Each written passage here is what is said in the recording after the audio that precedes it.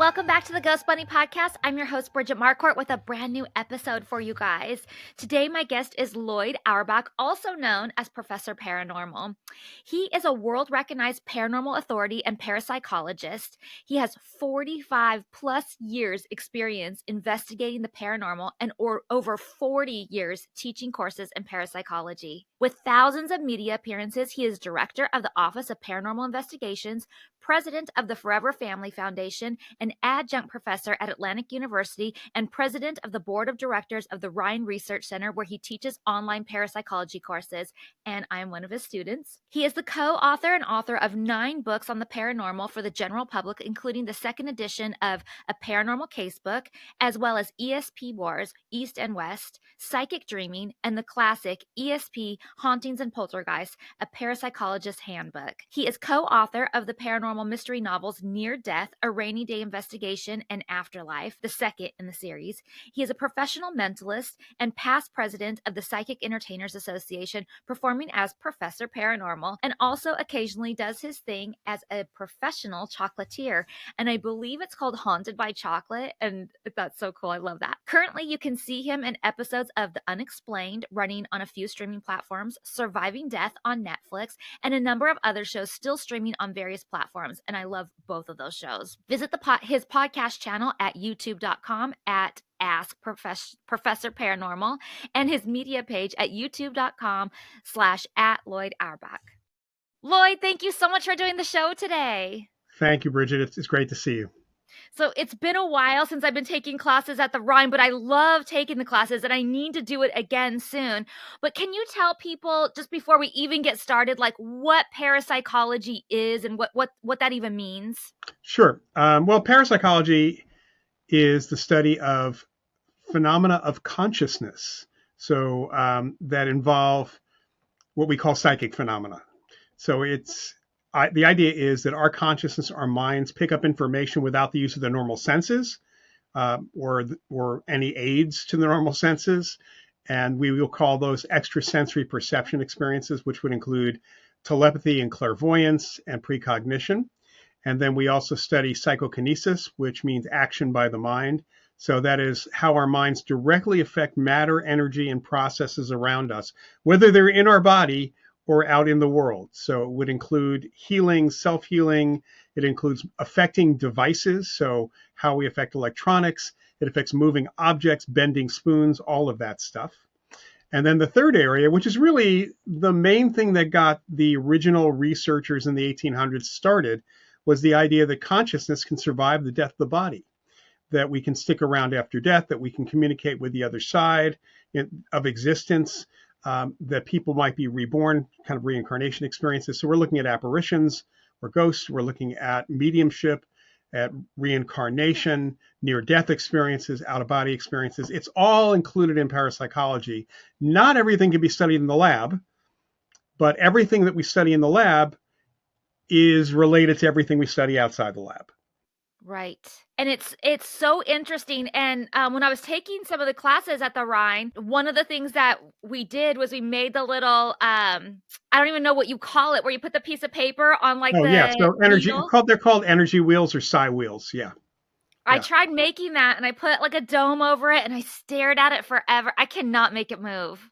Well, it's the staring at it's not the only thing, actually. Well, I was willing it too. I was willing it. You have to kind of, the thing that I learned when working with someone was a guy by the name of Martin Caden, who died in 97. Marty was a science fiction writer and a science writer. He actually kind of was the creator of the $6 Million Man. So he wrote that book. He was heavily involved in aerospace, consultant to NASA, an aviation expert, but really loved psychic phenomena. And he learned, because he was challenged by someone to make the damn thing move, as he put it, that what you have to do is, number one, have an intention to make it move, but to kind of in your mind see or think of it moving and really focus on it, not concentrate, but focus on it, and then sit back and relax a moment, kind of let it go. Okay. And it's at the point you let it go that things tend to happen.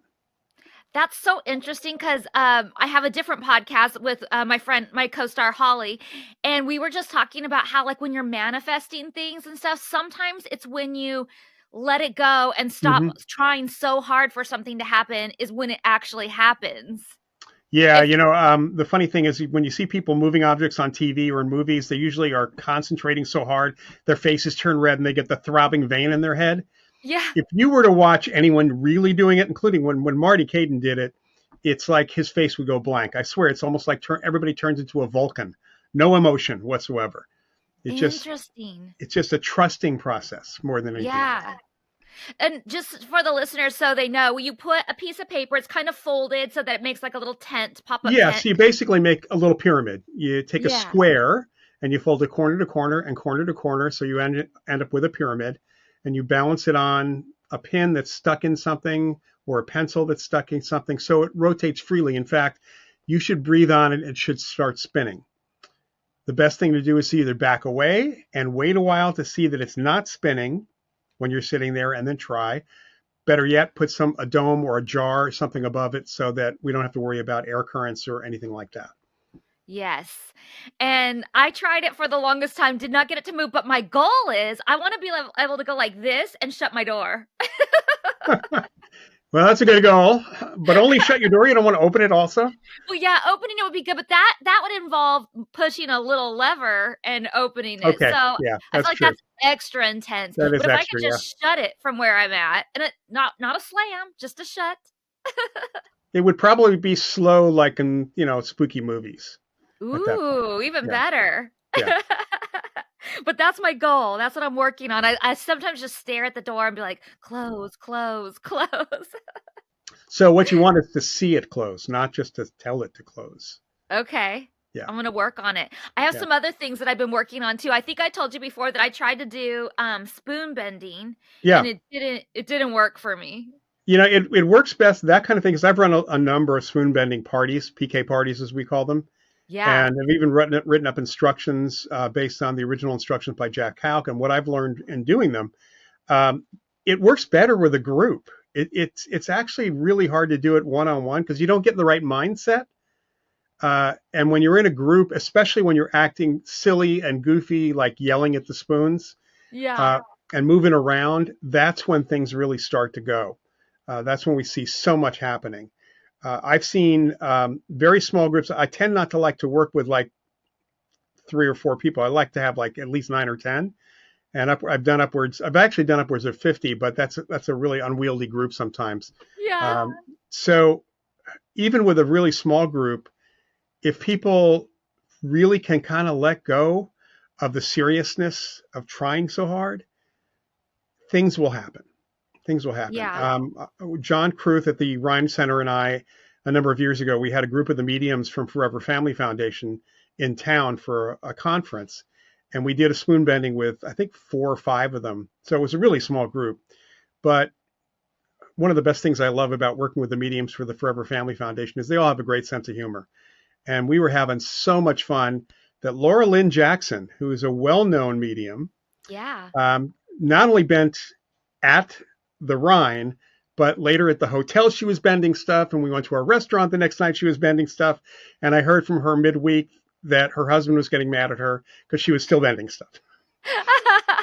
So it's kind of a mindset. Yeah, yeah. Tell everybody what the Rhine is, what it was originally, what it's become, and what's offered there. So the Rhine is 90 years old this year. It started out originally in 1935 as the Duke Parapsychology Laboratory, Duke University Parapsychology Laboratory, started by J.B. Rhine, Louisa Rhine, and William McDougall. So from that point till 1965, when Rhine retired from faculty and the lab went with him, more or less, it was incredibly well known, especially in the 40s and 50s.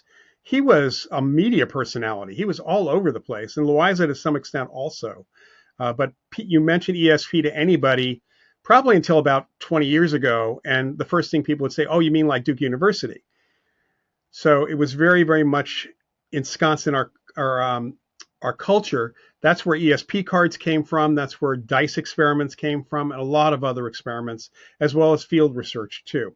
So a lot of the folks, the previous generation of parapsychologists, kind of came out of that. It was the Institute for Parapsychology for a long time after that, and then in the late 80s, it was renamed after J.B. Rhine died for the Rhines for both of them. So it's the Rhine Research Center these days. It is still in Durham, North Carolina, a stone's throw from the Duke campus. There is a laboratory. John Kruth, who's the executive director and research director, does research on bioenergy, biophotons, and healing. And there's other research, including ganzfeld research, which is a mild sensory deprivation that's been going on also. Great library, which people can visit for sure. We have a membership that folks will have access to a lot of materials and also discounts on courses. There's a video library that's down right now, but it'll be back up with hundreds of lectures that people who are members can access, and a few that are going to be free as well.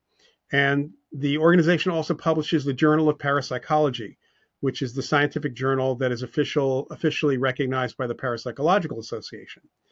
So about a little over 10 years ago, John Kruth started at the Rhine, and he started the Rhine Education Center.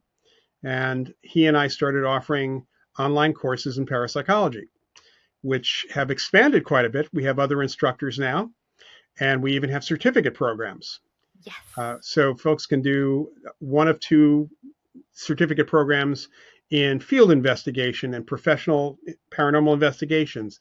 You can do one on laboratory research, and there's on general parapsychology, and there's a few others as well. So we have quite a number of courses offered every quarter that we actually do them. Like I said, I'm one of the main instructors for those. Yeah, and I highly recommend people to take them. They are so educational. Plus, you get a group of people together that you can really kind of all the people that are in your classes, there's like the workshops that you do, and you can talk to each other and Mm-hmm. share experiences or kind of argue, and I mean that in a good way, like argue back and forth on different ideas or theories and feelings on things. Yeah, and one of the students a couple of years ago started a Facebook group specifically for folks who took the Rhine classes. Pretty active, actually. Yeah. Yeah, it's really interesting. So you meet like-minded people who are all interested in this. So that I highly recommend them. Plus you get the history of parapsychology, which I think a lot of people don't know. And then, like I said, you based on scientific approach, and it's so much different than just going out in the field and just being like, I'm here, talk to me, like let's bring Boo Bear and and go out there and do stuff, which I love that too. But I love knowing that I have the science, and I say that in quotes because we don't know, we can't prove anything yet, but like Right. what we're trying to work on as our science for it just feels like it's a little bit more from an educated background than just for fun background. Yeah, and not that we don't have fun necessarily when we go into Right. it. Well, some of the investigations are certainly not as much fun as others, that's sure. But the reality is that when one does something outside the laboratory where you can't control the environment, so any investigation that we do, those are coming from the studies that have been done and the processes that have been put in place using what we have learned both in the field over 140 years and what we have learned in the laboratory for almost as long. Because there seems to be a real disconnect because of the TV shows, the ghost hunting shows, that parapsychology has nothing to do with ghost hunting. And that's actually kind of crazy to say because the original ghost hunters were psychical researchers or parapsychologists. Right. So it's kind of shocking sometimes when I've met people, including folks, some of the early TV show folks, the more famous ghost hunters, who have made stupid statements like there was nothing really in the field before the 1990s.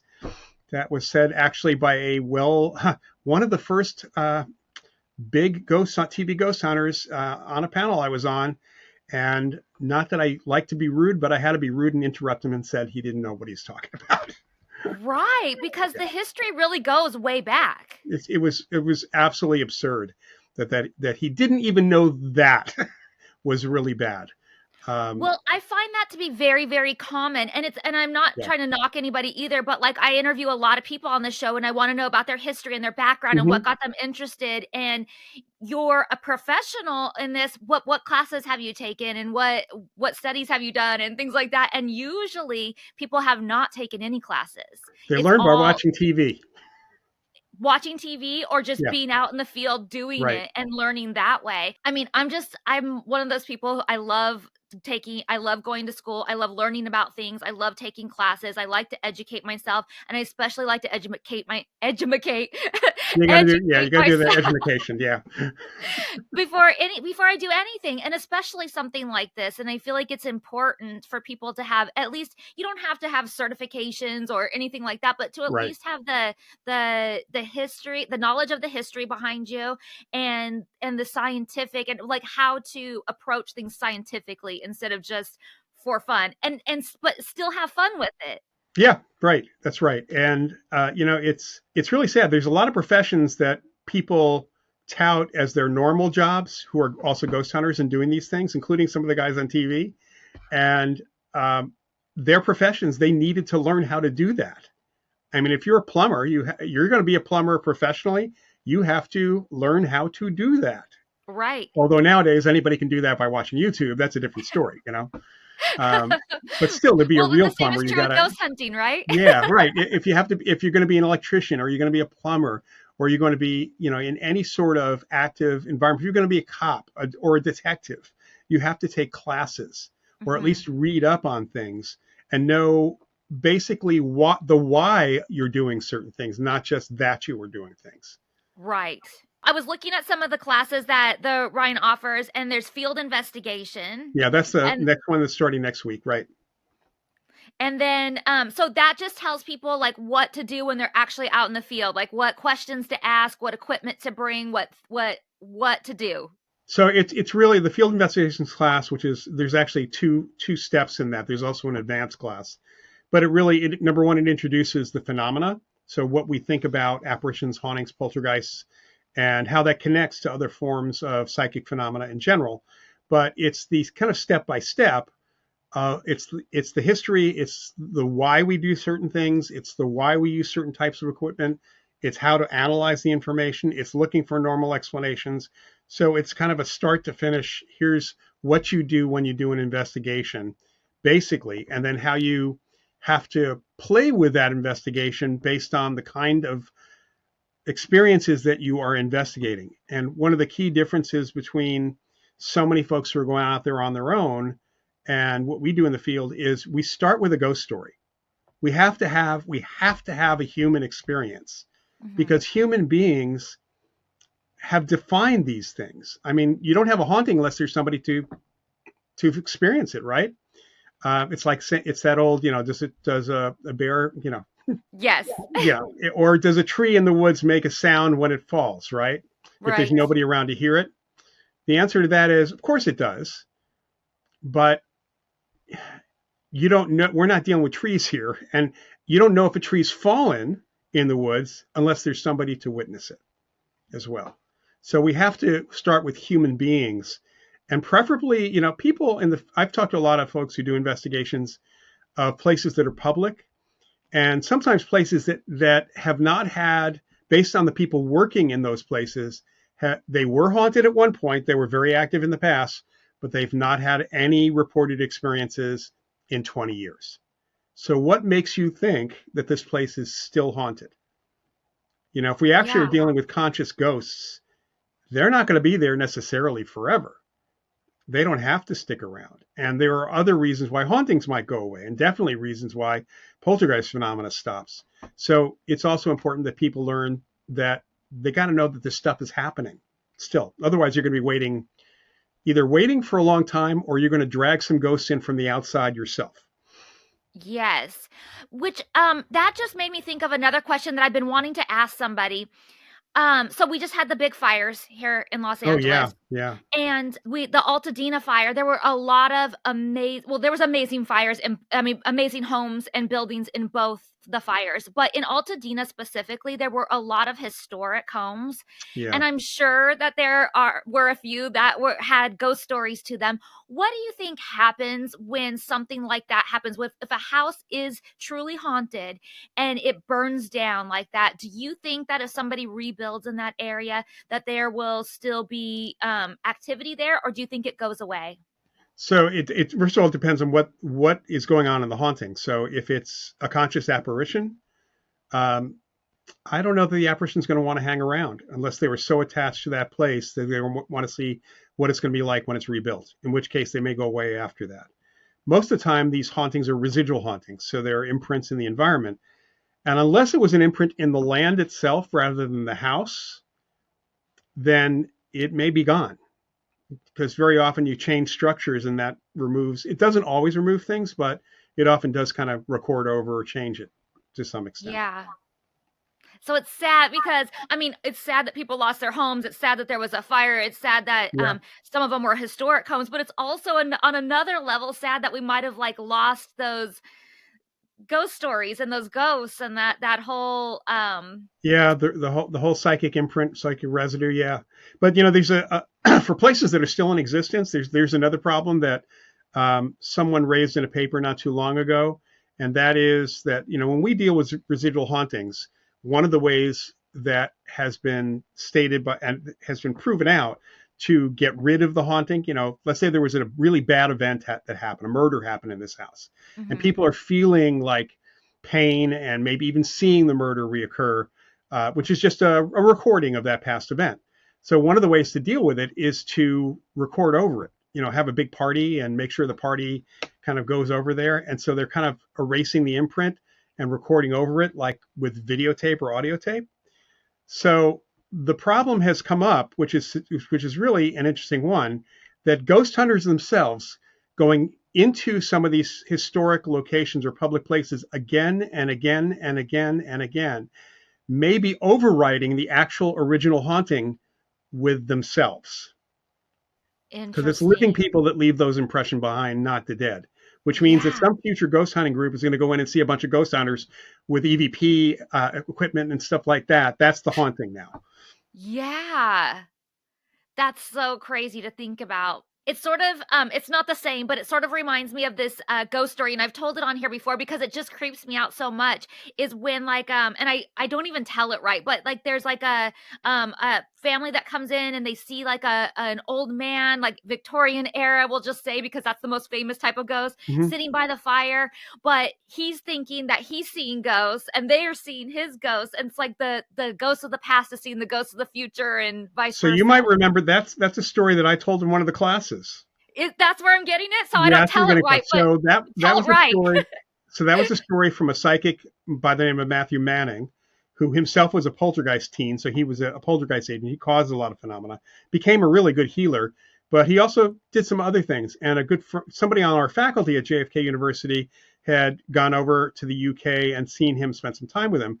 And he talked about one of his cases where this family had a Victorian house, and every once in a while they'd come in from the outside, and their living room area, which had a fireplace, it'd be a roaring fire. They'd see somebody sitting there. The furniture would be different. There's like they're looking at an image from the 1800s. And at one point, they were afraid. Of course, they didn't know what it was, but it would go away after a few minutes. So at one point, they had Matthew come over apparently and do an investigation to check it out. And it happened while he was there. He stepped into the room, which this family was afraid to do. He walked around where the guy was sitting facing the fire. He was reading a book. Apparently, according to Manning, he looked up from the book and just kind of made I wish you ghosts from the future would stop bothering me. And Manning backed out and it disappeared. And he didn't know, but based on that, he thought that maybe it was kind of a time slip, not actually a haunting per se. Something else was going on there. He didn't know what would happen apparently if he had stuck around for that. It's so cool. Like I love that story really stuck with me. And obviously I don't tell it the same way, the right way, but like it really, really stuck with me, and it makes me think about things so differently too. And I mean, one, I think he got very lucky that he was able to go to that house and experience it. Yeah, it happened while he was there. Yeah. And then two, wouldn't that be just like, I would love to have that experience. Wouldn't you? Yeah. I want to know what the guy was reading. And I would have tried again to come back and give him one of my books. Let's see what would happen. That's so funny. Yeah. It's so interesting to me. A couple of the other things you guys teach there, a skeptical approach to parapsychology, which is something we all need. Yeah. I'm co-teaching that with Kenny Biddle, who is connected to the Center for Inquiry. And he's kind of He's on the slight disbelieving side, but he is a much better skeptic than almost all the people who call themselves skeptics, because he's willing to look at the evidence and willing to look at things, which is highly unusual for people who call themselves, promote themselves as skeptics in that Yeah. world.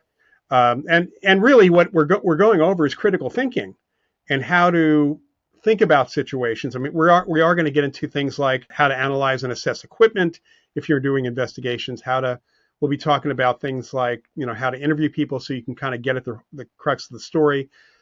But I also, and I think most of the folks in my field, we consider ourselves true skeptics on one level, in the sense that we ask questions to try to figure out what's going on without having necessarily in a particular instance determined right about, we don't say, oh, that sounds, we can say it sounds psychic, but I can't tell you it is. I call myself a situational skeptic because I do believe in psychic phenomena. I believe in ESP, and I've seen examples of all this experience stuff with apparitional cases. All of these things, to me, those are real. And the evidence, I think, really supports life after death. But when I have an individual case, I have to go in and be skeptical about what people have reported, because people do make mistakes. People come to the wrong conclusions about what's going on. It's something you have to ask a lot of questions about. Well, we also get excited. For me. Well, there's that. Yeah. And you can get, I think one of my coolest cases was none of it was paranormal, but it all seemed like it was paranormal. It was just a whole bunch of really weird environmental, structural things in the building.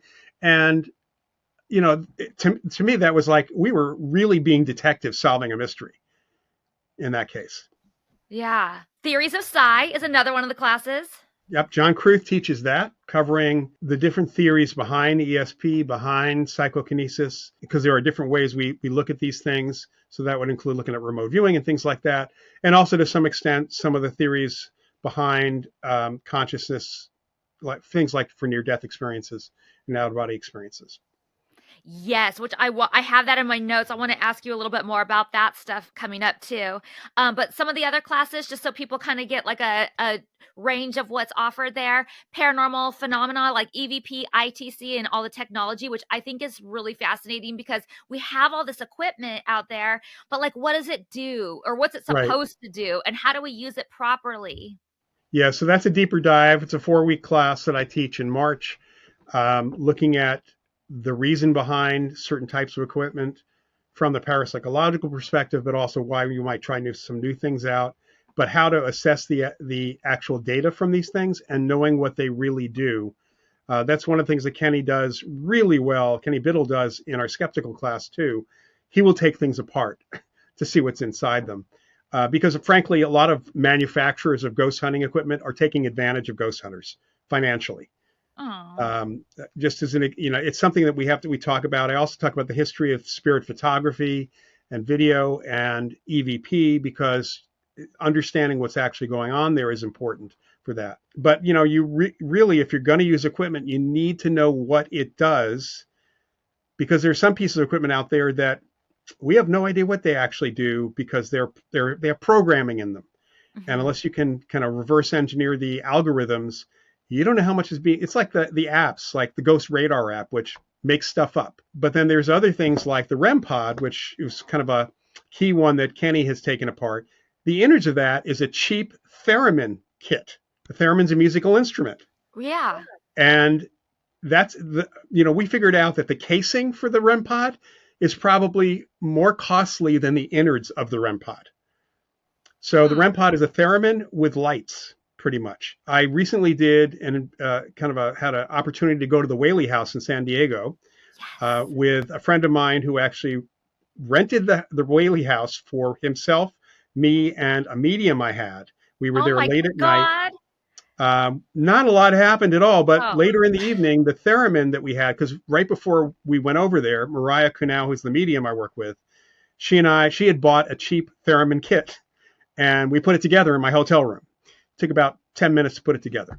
And you could play it. I mean, if you wanted to, that's what it's for. It's for music, weird music, but it's still music. Yeah. So it was actually reacting at the same time some other equipment was reacting. Electrostatic detector was. And it was reacting in really interesting ways that were not coming from us. which is what would be for the theremin. So you can actually get devices that would otherwise cost you close to $200 that are much cheaper either for you to put together. But frankly, if you're going to do a REM pod, unless you care about the little lights that light up, you can certainly hear an actual theremin much louder than a REM pod. And there's a lot more viability in terms of kinds of sounds you might get if an apparition were really doing something. You get one for $100. And then you can learn to play the theremin. So now you have a musical instrument you can learn to play, and one that the ghost can learn to play in that sense. So, it's going over equipment's really, I see people wanting to buy really expensive equipment, and when in fact you don't have to do that. People buy expensive temperature sensors. I went to Walmart, got a weather station. I mean, it's so much easier to buy things consumer-wise that are not designed for ghost hunters because they're doing the same thing. It's just they're much cheaper. Right. You just have to know what it is that you need to get, but that's why you take the class. That's why you take class, and also what to do with the data, what you're actually getting. And the fact that none of it can detect the paranormal is important. Right. That doesn't mean that an apparition can't interact with it. Right. But then it doesn't matter what kind of equipment you have, because electronics can be interacted with by technically an apparition, but also by us living people unconsciously. So that's another piece of it we talk about. And that's where it gets hard to draw the line. What is really happening here? Right. And for me, it makes it a little bit frustrating because I'm like, no, I want to believe that it's, life after death and interacting with us. Well, the thing to do, and it's where I've seen this in some of my cases over the years, is when you have different types of equipment that measure different things reacting at the same time, you have much better evidence. And if at the same time a human being who's present also is experiencing something, now you've got correlation of all of those things. So in the Whaley house, when we had the theremin going off, we had these two electrostatic detectors, which did light up based on the intensity of the electrostatic field. They were separated and they were kind of going off in order, which was not really a normal environmental thing to happen. Yeah. So, and Mariah was picking up a presence at that point. So you've got those kinds of correlations that are happening. And that's much better evidence. Did you smell cigar smoke or anything like that? I think that's one of the common things. Yeah, that's. I did not smell that. I don't know that any of us really did that. Certainly felt some energy, some in a couple of the spots. And Mariah was picking up on certain folks as well. It just was pretty quiet, and she seemed to think that because we were there really to figure out what was going on or how much was going on. She got a feeling that the spirits that were there were just kind of observing us, waiting to see what we were doing more than anything else. When the cop have the ghost tours going through, if you're a ghost watching that, you know exactly what's going on. But with us, it was probably a big mystery based on all the ghost tours they'd had before. Because I haven't checked in a long time, but the Whaley house doesn't usually let people go in like that and do an investigation, do they? They're charging. They're doing investigations in the evenings. Paid investigations. We had to pay for the time. Yeah. They were. It took a while for Tom to actually negotiate with them, and it still cost quite a bit of money for us to get in there. And they were trying to push us to like midnight to 4 a.m. We got them down to 11 to 3, which was still, and they were surprised. Honestly, they were surprised that we wanted to leave the lights on. Oh. So it's like.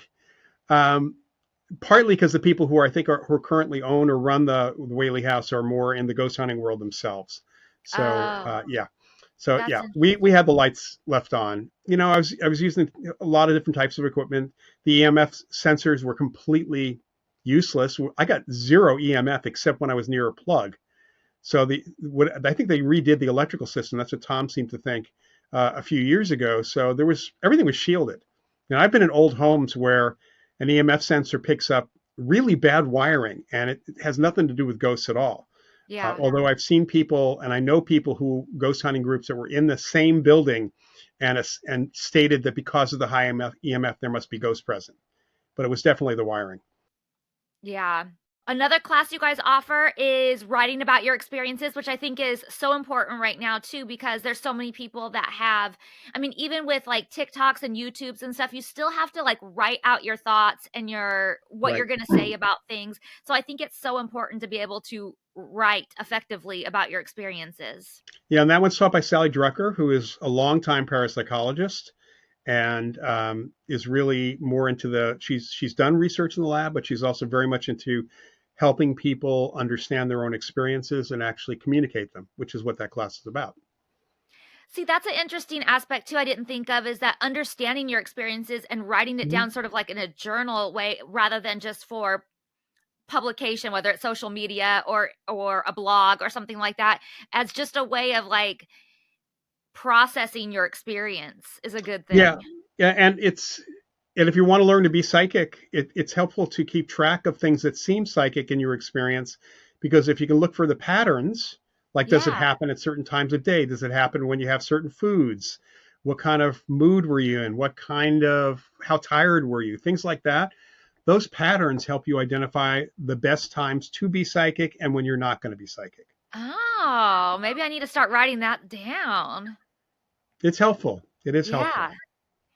And then, like I was saying before, the historical overview of parapsychology is so important to know, like what's been done before you, how long people have been doing this, and the types of things they've done. And one of the stories, it's not just a story; it's one of the part of history that really stuck with me. Also, is the letter writing that they were doing with the mediums. Well, I don't think it was letters, but it was just like Right, right. communicating in different parts Of the world, yeah. of the world and getting like information that like you had to have the other information to learn like, and it was in languages that the people that were doing it, the mediums couldn't have known. And Yeah, so those are called the cross correspondences, and there were several mediums in the early part of the 20th century that were getting seemingly partial messages that had literary references, sometimes in Latin, and those literary references made very little sense on their own. But the researchers started collaborating between the UK, and Europe and the US, because there were some indications that this was more than just different spirits communicating. It seemed to be Frederick Myers, who was one of the founders of the Society for Psychical Research. And when you put those pieces together, you have more of a cohesive. Think of the jigsaw puzzle pieces being done by different people, but the literary references were right in Frederick Myers' style and in his understanding and his background. So they kind of fit together.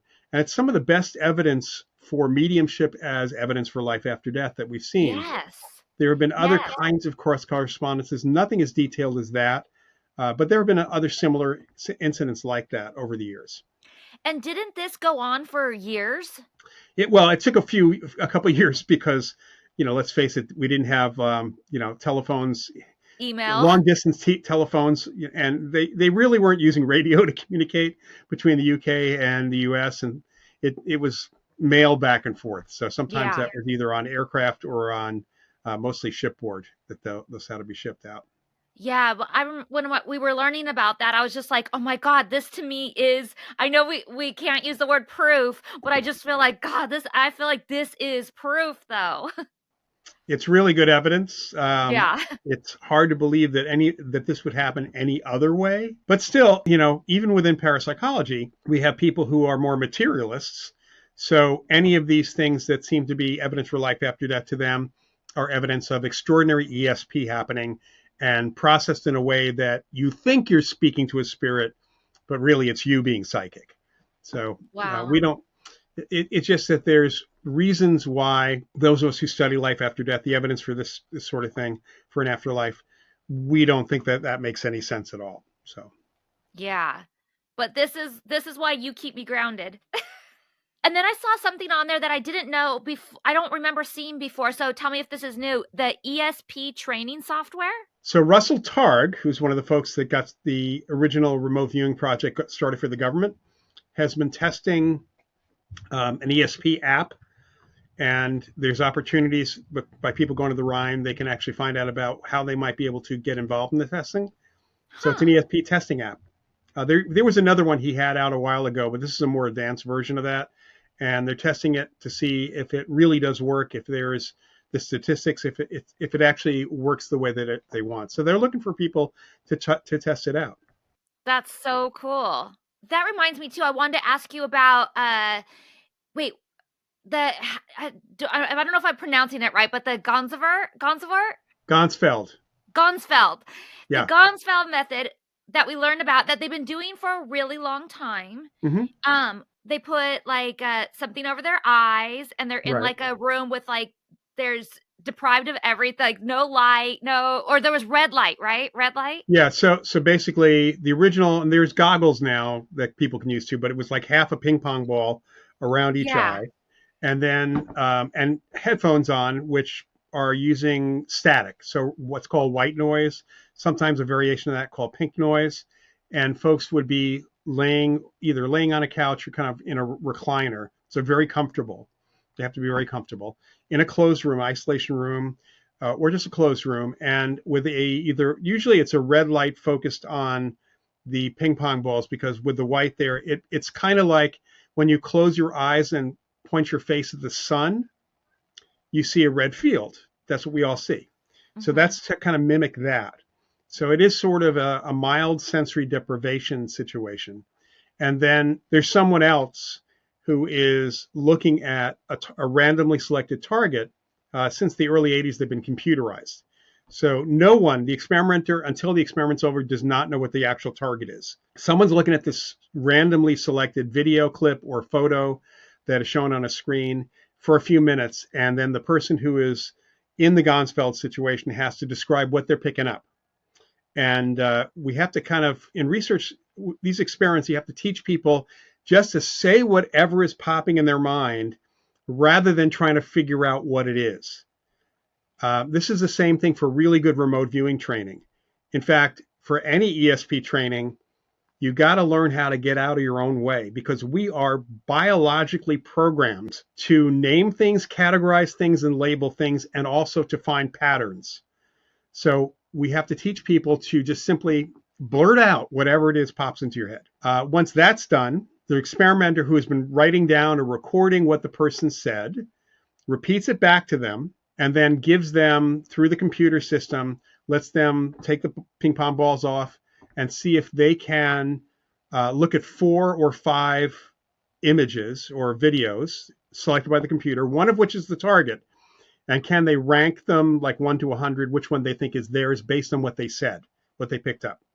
And the statistics show that people are able to find the right one. But more importantly, then those same 4 or 5 targets, one of which is the real one, plus what the person said, are shown to independent judges who have to try to pick out the right target also.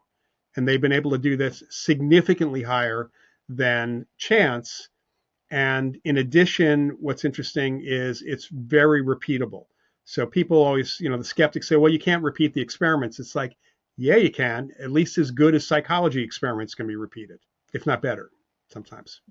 Do you feel like, and every time, like, I mean, I know that form of study has been going on for a while now, but then the last few years, the estus method has been like super popular, and I feel like it is almost the same thing. Well, yes and no, because with the estus method, from what I understand about it, there's a basic problem with the estus method. And that is typically when one is doing EVP, the person who's recording the EVP, who's not in the, Ganzfeld setup, that person often knows the same, or is probably asking the same questions over and over again. In other words, from one event or try with the estus method to another, one location to another. So there's kind of a pattern in that circumstance to the kinds of questions that are asked. And let's say that I'm recording and I think I hear, or the person who is listening hears something that sounds like it might be a yes or an affirmative. Given the questions that this person probably knows about by this time, they can pretty much listen to a garbled thing and know that it's going to be a yes or a no because of the kinds of questions that are asked. So now you're kind of predisposed towards certain answers. And then I also know that even if the person who is in the estus with the headphones and everything if they interpret something, if they say what they're hearing, the person who is asking the questions may just try to fit it after the fact to what was asked. And this is one of the basic problems with EVP in general, is that it often is you're hearing something, you're saying what you're hearing. That can be interpreted different ways sometimes, and they're often not that clear. And then trying to fit it to the question is the real big problem. Mm-hmm. So they have to be done either with randomized questions. They have to be done a little differently than what's actually being done right now. Yeah. I think the thing that I was going with this is that I feel like people feel like they recently just invented this method. The newest thing ever. And I'm like, wait, but it's like they've been doing this in parapsychology for a long time. And it's the same thing. So it's a little different because what they're doing, and the person who's got the headphones on is the only person hearing the possible spirit voice. So with ganzfeld, you're not hearing anything, but there's other elements that are involved in there that are similar enough. So it seems like it's an offshoot of the ganzfeld. That's what I've always felt. Like, yeah. I feel like it is. Yeah. What do you think of those new, I think it's a podcast that's out right now that is finding that autistic kids are very psychic. Well, Diane Hennessy Powell has been doing that research. I'm trying to remember when I first met her, at least 10 years. For quite some time. I haven't listened to the telepathy tapes myself. I know there's some criticism. There's some bizarre criticism by skeptics who, as usual, have not looked at the research, which is typically what we hear. Here's why it's not. They'll say, here's why it's not possible. And someone will ask them, well, have you looked at the actual research? And they'll say, no. Why would I? It's not possible. That's the so-called skeptical attitude. Yeah. I know with some of the folks that Diane was working with who are autistic, there was that element that was pretty clearly seemed to be telepathy or clairvoyance. And, autistic people, I guess you could say their brains are wired differently. And, it's similar if you think about it, the way, psychics are wired, certain people are wired differently in general. But years ago, in talking to a true skeptic by the name of Marcello Truzzi, we were talking about psychics who work with police departments. There are some who are verified, who are consistently being consultant. And then there are those who may, in fact, have been calling a tip line, and they were right, and the police found the culprit, but the police never heard their tip. So they really didn't have anything to do with it. It just was that they were psychically tuned in that sense. But one of the things, Marcello was a skeptic. He didn't necessarily think that the best psychic detectives were actually psychic. He felt that they may have been, they could look at the evidence. And we see this in some of these TV shows. There's a really great show called High Potential right now. Oh, yes. And she looks at the evidence, right, in these cases and sees things that nobody else saw. And he pointed out that could be what's going on because these people are wired differently. And so we haven't explored the full range of what human beings are capable of, even with our normal perceptions and thought processes. And that can include a little bit of psychic or intuition. So this idea of autistic people being more psychic or being psychic in certain ways that are not what we normally experience makes sense because of that. Mm-hmm. I contacted you when was that? Last October, because I was going to Winnipeg to film doing a ghost hunt at the Hamilton House. Right. And the history there is really interesting, and what Dr. Hamilton was doing. Like, he lost his son at a really young age to like the Spanish flu, and then he got really into seances and photographing it, like what was happening while the seance was going on and while mediums were doing things. And he had a lot of people that were like prominent in the city come and like participate, and even Sir Arthur Conan Doyle came to participate in one of his seances and said he was very impressed with the experience there. And the University of Manitoba has some of his work on display there. So we did a ghost hunt there, and then we also did it at the Fort Garry Hotel. There was a room that was haunted there. And the thing I wanted to tell you most about is that I got to do table tipping for the first time. Oh, cool. That's cool. And it worked. That's great. It moved feet. Not just like, it's crazy too, because at first I just felt almost like somebody was poking the table with their fingernail maybe or something. And then it felt like there was like a vibration or like a little static energy or something. And then it felt like it was sort of going up and down like this, but it didn't look like it was moving. It's just like barely you could feel that under your fingers. Mhm. And then it started moving. And at first it was just barely inching, like you couldn't really tell, but then it really started going. And there was two K2 meters in the middle of the table, and both of them were lighting up like crazy. Oh, that's pretty cool. Yeah. I don't put a lot of stock in K2 meters for a number of reasons, but the table tilting thing is a really interesting phenomenon, and it's at least partly unconscious muscle movement, but then there's instances where the tables are doing a lot more things than your muscle impulses could do in that circumstance, kind of unconscious stuff. It's kind of like the spoon bending. It's similar to that in many respects. Yeah, because I barely had my fingers on there, and there was points where it was going one direction, and so we just took our hands off of it to show we weren't pushing it that way, you know? But it was Yeah. so it was exciting for me because it was the first time that I've experienced it and seen it work. Yeah, I mean, there are a lot of psychic party games people can be doing that are a lot more fun. The Rhine Center actually does something called sigh games. Now I think we're going to be doing them more frequently, but it's been usually once a quarter. And people can come and do ESP tests and do remote viewing and bend spoons and all sorts of other stuff. Unfortunately, it's only in person there, but in Durham. But I've done some similar things out here in the Bay Area too. That's so fun though. Like I want to do it. I want to do that. Tell me about, did you get consulted for Ghostbusters? I did not, Okay. except. All right, so here's what happened. Here's an interesting thing. Dan Aykroyd had written that first screenplay based on his own ideas, and his grandfather was an investigator. His father was very interested in the subject, so he has a legitimate lineage in the field in many respects, and very knowledgeable at that point. At the time that he was writing Ghostbusters, I think he was doing research for the final script, which he was writing with Harold Ramis. I was working at the American Society for Psychical Research, and he and his brother Peter were both members. And I was working half-time, so part-time. I come into work one day, and I'm told that Dan Aykroyd was there the entire day before when I wasn't working. Oh, And he spent most of the time in the library. Then he spent time talking to Dr. Osis, who was the research director. And then he went into the education department, which where I worked.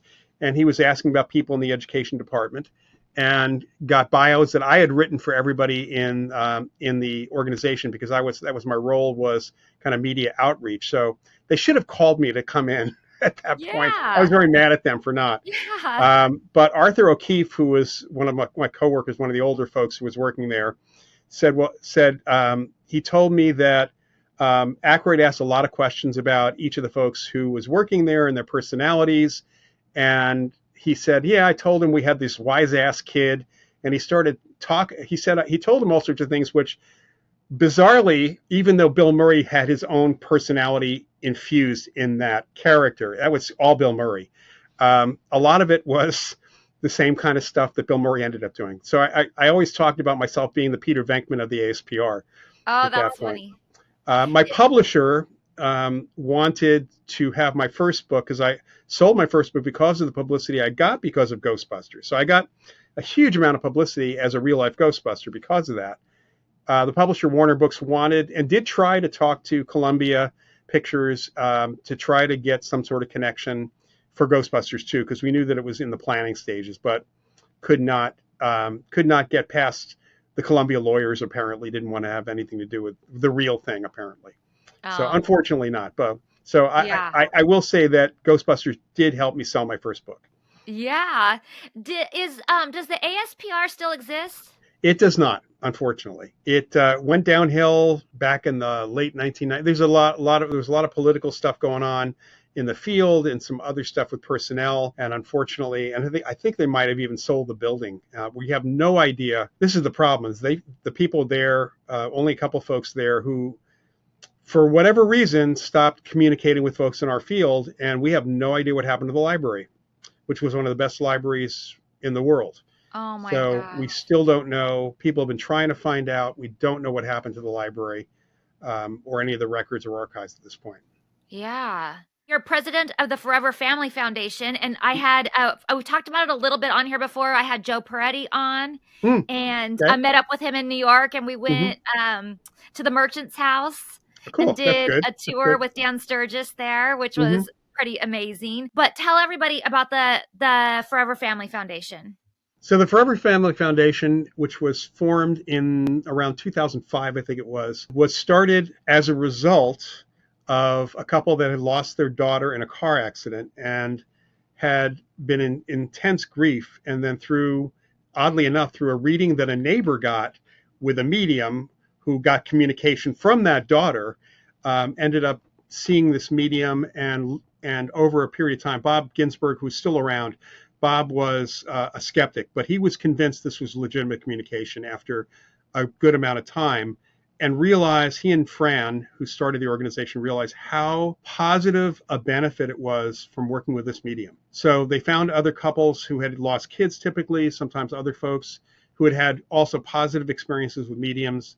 But Bob and the others were very intent on bringing science into it as well. So they started the organization to support the work of evidential spirit mediums in the family grieving process, provided those mediums had gone through some scientific testing to be certified. And so working with some researchers back then, Gary Schwartz and a few others, they came up with a protocol to test these mediums to make sure that they, A, could get real communication seemingly, and B, there was interviews that go on, background checks, make sure they're very ethical as well in their practices for things. I got involved probably 2007, I think it was, when I got really involved in it. And so we have certified a number of mediums. We still have the certifications that run. They run online these days.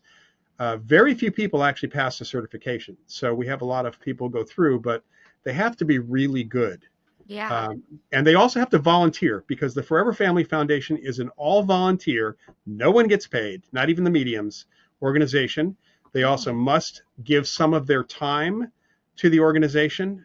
We run currently I think we're testing a 5th grief retreat for about 50 people each time, the grief transformation retreat with the mediums, and also with a grief counselor, and also with someone doing presentations on the evidence, the scientific evidence, because one of the mandates of the organization is educating the public on the actual scientific evidence for an afterlife.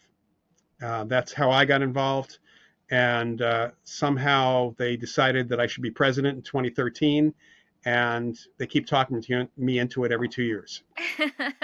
Well, I mean, it's a very worthwhile organization to be president absolutely. of. Yeah. I have to say that it's been a positive experience. I usually am involved in one of the grief retreats every year. We have one here in California. And it's amazing to me to see the literal transformation in people from a Friday evening to a Sunday evening when we finish up.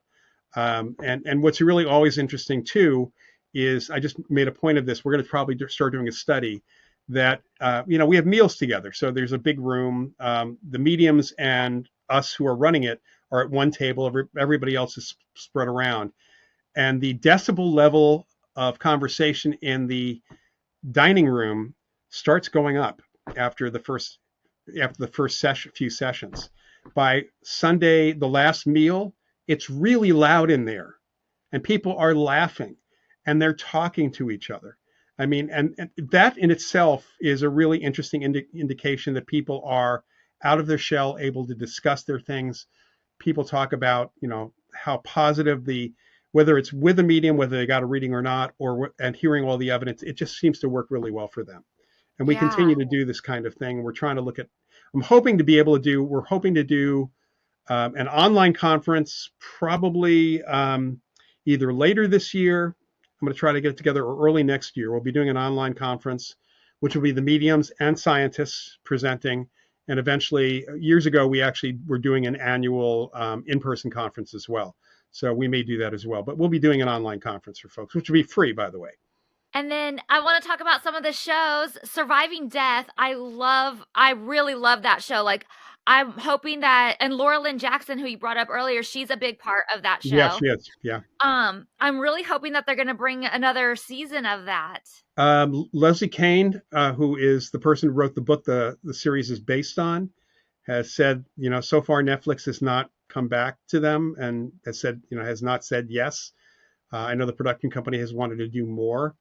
So I encourage people to read the book Surviving Death by Leslie Kane, or Keane, Kean.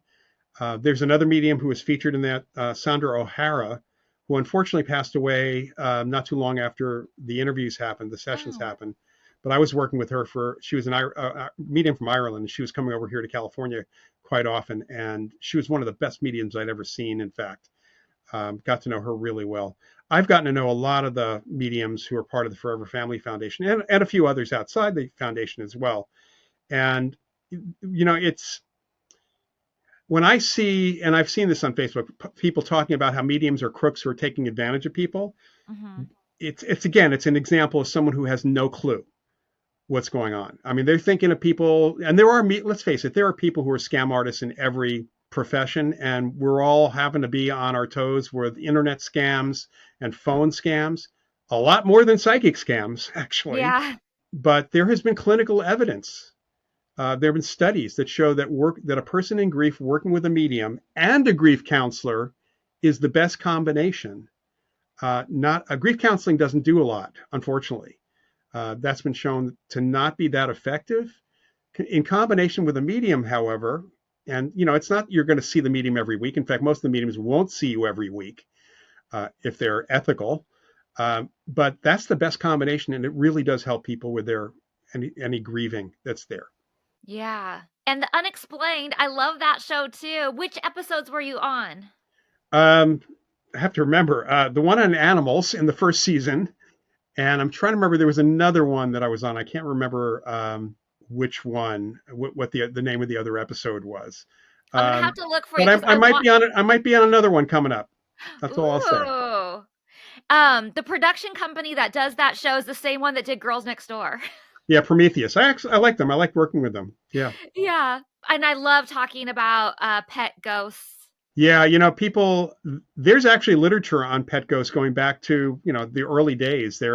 Elliot O'Donnell wrote a book, which you can find on the Internet Archive for free, on animal ghosts. And there are a number of others. I had my own experience with one of our cats, just kind of constantly seeing the cat after he died, kind of in the background, every so often showing up.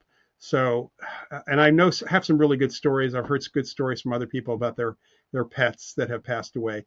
Interestingly enough, it is typically pets who have died, not like general stray animals who have died that we hear about for the most part. But then there's the other side too. There's the examples of animals who trail their owners when the owners moved. They couldn't find them. They left them somewhere, and the animals can find their way to a new house that they've never been to in another state. Really interesting stuff that makes no sense otherwise. Yeah, I've heard stories like that, and it's insane how far they can go and what they have to go through and the weather conditions and Right. like you said, a house they've never been to before and they find it. They find the owner. And, I've heard skeptics say, well, they're trailing them by nose, by odor. It's like, yeah, I don't think so, unless they're able to run down the highway after that moving van. That doesn't make a whole lot of sense at all. Yeah, it's crazy. I want to talk about the near-death experiences. I know that Surviving Death talks a lot about that, but I'm so fascinated by it. And I've had Dr. Grayson? Was that Bruce Grayson. Yeah. Yeah, okay. He's, I'm gonna make sure I have that right. He's one of the leading experts. Absolutely. Yeah. He was so fascinating, and he wrote this amazing book about all the studies that he's been doing on it. He's been studying this for a really long time now and writing down all these different things that have occurred and people that he's interviewed. And it's just so fascinating what people have experienced. Yeah, his book's called After, and it's a great book. He is at the University of Virginia Division of Perceptual Studies, the medical school. And that organization has been around since the early 1960s. It had a slightly different name at that point, but they do work looking at near-death experiences, out-of-body experiences, apparitions, mediumship, and most prominently, cases of children who remember previous lives. And it's a really interesting, they have a lot of free information on their website. It's just the Division of Perceptual Studies. If you just Google that, you'll find it. But Bruce is well versed in all the evidence of life after, for life after death, and specializing especially in near-death experiences. Yeah, the stories are fascinating. I remember this one that he was talking about. I think it was his first realization that this was happening. He was new at this, and he had like a spot on his tie, and a patient that couldn't have known because they were like, I forget all the details now, but they were like Mhm. legally dead or something like that, remembered the spot on his tie, and they could not have known that. And there's other stories too of like people who like passed away on the operating table but were brought back, but they saw like actually the tools that were used, and even something that was up on top of a cupboard that wasn't supposed to be there. I felt like it was like a And coin or there was one famous case where the person kind of traveled around the hospital while she was being operated on and saw a sneaker on the third floor ledge outside a window, which you could not see from the ground. So, yeah. and she hadn't been in the hospital before. So, there's all sorts of those kinds of stories where people are able to describe what's going on while they're being operated on. More importantly, they can describe what's going on in the next operating theater, which is certainly out of earshot. There's just no way they would have known any of that. So there's a Yeah. lot of really interesting things, and there's a cross-cultural piece of this as well, where it does things are kind of they are affected culturally to some extent, but we see the experiences happening, and we have more and more experiences being reported by doctors and other people over time. Well, I think when people open up to it a little bit more, there'll be Yeah, so many more stories. I think people were like, "Oh, I can't talk about that," or "That's too crazy." yeah. I mean, there's two pieces here. One, doctors are more willing to listen to those kinds of stories because it's always, it's out in the news. But the other is that we've been resuscitating people much better in the last 50 years than we ever had before. So now you have more people coming back from the so-called dead. In fact, there's, new discussion about what is the definition of death, of actual death when it comes to a patient, calling somebody dead. So it's if your heart stopped, we used to say that's dead, but you can resuscitate that person, so they're not really dead. They're Yeah. not dead for long. So there's different elements or levels of that where it have to be no brain activity and all of that stuff, which is much harder to come back from. Yeah. And then I also had a hospice nurse on the podcast. She was talking about like what people go through at the very end of death and Yeah, dead relatives visiting them and them deathbed having vision. Yeah, conversations with them. yeah, yeah. And again, there was a book, and that's one of the early forms of apparitions that were studied by the psychical researchers. In fact, I've got a preprint copy of a book called Deathbed Visions by Sir William Barrett from the early 20th century. You can find that book is in print still. And, it's not a new phenomenon. It's just we're hearing more and more from hospice workers who observe what's going on. And I've talked to hospice workers, one who said, I saw the ghosts they were talking to. So, and I've heard that from other folks who have been working with hospice workers as well. It wasn't just the person dying. It was other people in the room who saw what was going on. Yeah. It's fascinating. And then I know Scott Rogo wrote a book on electronic messages from the dead. Or no, Telephone phone call, calls from the dead. phone calls from the dead with Raymond Bayless. Yeah, and Cal Cooper. I think the second edition of his telephone calls from the dead just came out a couple months ago. So you can actually get that on Amazon. Oh, I'm gonna Cal, look for that because I'm fascinated with that yeah. idea. I remember hearing a ghost story a long time ago about like an old woman in bed and getting a phone call from her husband who had just died. And I there's so many things like that. Like a copy machine will like print out something and it's like a message from like or an email that they get one day and it was sent from somebody who's Well, passed and the, away. the bizarrest one was back in the 80s before the actual internet. Before you had a modem to hook a computer up to, people reported having files appear on their computers with messages from people who were deceased. And there was just literally no way to put that file on there unless you actually wrote a program or slipped a disk into somebody's computer. So, today, unfortunately, if you get an email a year after somebody supposedly sent it from somebody who's dead, that actually could have been the system delaying things. So that does happen.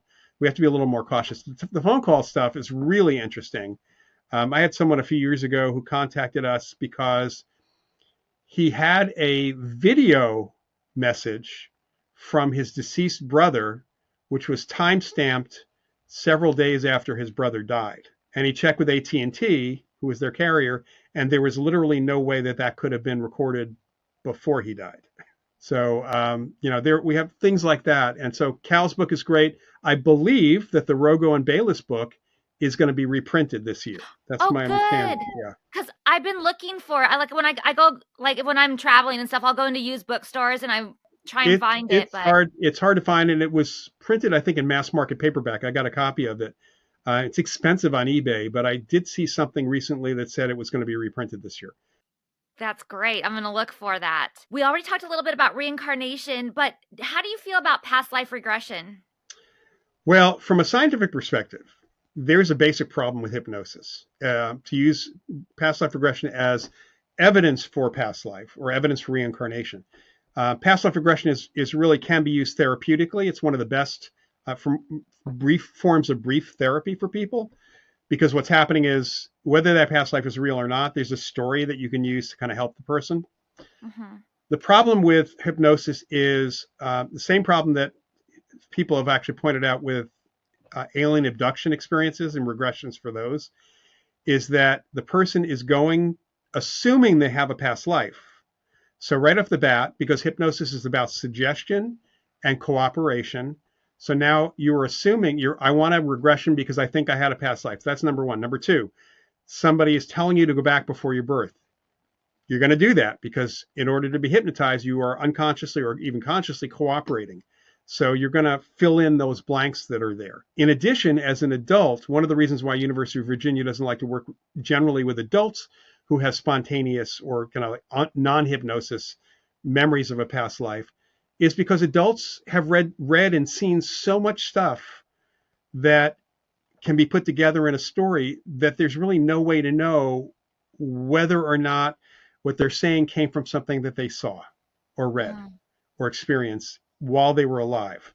Mm-hmm. With a 4-year-old or a 3-year-old, you can pretty much, there's no way this 2-year-old is starting to talk like an adult. That doesn't make any sense. Number one, the vocabulary suddenly increasing and their syntax increasing and their information increasing. There's just not a way, as long as you can eliminate any other sources of information around the household. Like, do the parents know who that person was and are talking about him all the time? That kind of thing.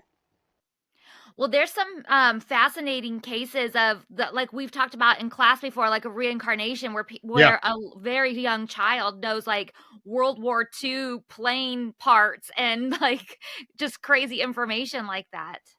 Yeah, there's a percentage of the cases that are what we call solved, where you can actually identify who the past life person was, and then you can the researchers can delve in and make sure that there's no connection between the families and there's no way for the kids to have known all of that. And there are ways to eliminate that possibility. And especially since the majority of the initial studies that were done by Ian Stevenson were done in cultures and countries where there was no chance of this family in one part of northern India actually even knowing anything about the previous person's family in another village that was 200 miles away. Yeah. Because there was no real communication between the two. So it was a lot easier to kind of eliminate those things in general. A little harder in today's world, but again, with very, very young children, you can eliminate quite a bit of the other possibilities. 2 more things I wanted to ask you about: dreams and psychic dreams. Yep. What do you want to know? My book, Psychic Dreaming, covers all that. So what do you want to know? Yes, that's what I was going to say. You wrote but I just don't really remember my dreams. And then when I do, it's something like really, really weird. But I think I've shared with you my dream that I did have that was like different than any other dream, and it was like so real, and there was like smell and touch and like a lot of feeling and stuff involved in it, and I felt like that was different than and that's the one thing that we hear about dreams that are psychic. In terms of the recall, we all dream throughout the night. We go into cycles in our sleep, so we just don't remember our dreams. So there are ways you can train yourself to remember more of your dreams, and one of the ways just simply is to intentionally, when you go to sleep, tell yourself you're going to remember your dreams. And number 2, in the morning, as soon as you wake up, grab a recorder and talk into it what that dream was you woke up from, or write it down. By doing that, you reinforce the recall of the dreams. But the other thing is that psychic dreams in general, what I heard from people when interviewing them, when getting letters from people, asking them, how did you know it was a psychic dream? And that's without them like finding that it came true. Just how did they know that dream was different? And the answer was always, it felt different, or I knew it was different. So it's qualitative. It's not the kind of thing you can say to someone, here's how you know. It's going to feel different. That's all I can tell you. And in that case, what you experienced that kind of very real multisensory recollection does indicate either a lucid dream, which doesn't have to be psychic, or truly a psychic dream that related to the real world. Well, mine wasn't like psychic, like I didn't have any premonition or anything like that, but it was more of a closure, a goodbye with Hef, coming like a visitation. And visitation dreams are one category of psychic dream. And I had one with my grandfather after he passed away, which was a very, very real conversation to me. So it was the same kind of thing. I knew I was there. I was having this conversation. I could remember touching my grandfather's shoulder and being hugged by him and all of those things. Yes. It was a very different kind. And those are truly cases where we think people are reaching out from the other side. It's just the same as if your Uncle Harry had showed up at the foot of your bed as you were going to sleep just to say goodbye because he just died. Those same kind of things. Yeah, because like I said, I don't really remember my dreams, but this one I remember everything about it. And I remember I could smell his cologne. I could Yeah. feel his smoking jacket, the satin of the smoking jacket. Like there was so much detail to it. Yeah, people having those dreams, we probably had contact with someone saying goodbye to us in those circumstances. I really think so. And then the last thing I wanted to ask you about out of body experiences, because I found out that my sister and my stepdad, and my sister is my half sister, so she's my stepdad's daughter, are able to like do this to some extent. Like they can like astral project. Then we might want to bring them into the Rhine Center once we start doing LBE research again. Certainly And they the were like, University. wait, you don't do that? And I'm like, no, I don't. Oh, well, it's funny you say that. Keith Harari, who was, he's not really so much in the field anymore, but he started out as someone who could do out of body experiences. And there's a lot of old research in the 70s and early 80s with him in the journals, although you'll see him listed as Blue Harari. That was his nickname. And there was even an experiment that had him going out of body and interacting with his cats in another room. Oh, that would be me. It was a behavioral thing where they observed the cats when he wasn't in the room physically. And then when he was in the room physically, they were kittens at the time. And then they gave him random times to go out of body and visit the cats. And it was a correlation. I mean, the cats were reacting as if he was there. He told me that until he was late in his teen years, he didn't know that no one else could do this. He thought it was normal. He didn't even mention it to anybody. And then everybody thought he was crazy, of course, for a while. Yeah. But it's the kind of thing that, people may not want to talk about because they're going to look at you funny.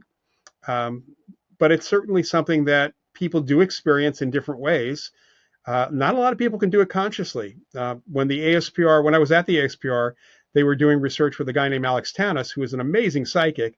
And all of the research was about out-of-body experience because he could do that. So it was a pretty interesting series of experiments. For my sister and my stepdad, I think it's something they do in their sleep.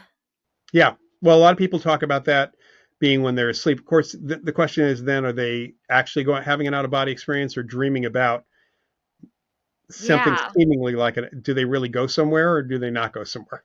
Right. So interesting, though. Well, I know I've kept you longer, but we could talk for days. So I just have to have you back on. Tell everybody listening how they can take classes at the Rhine, follow you on social media and your YouTube channels, all the good stuff.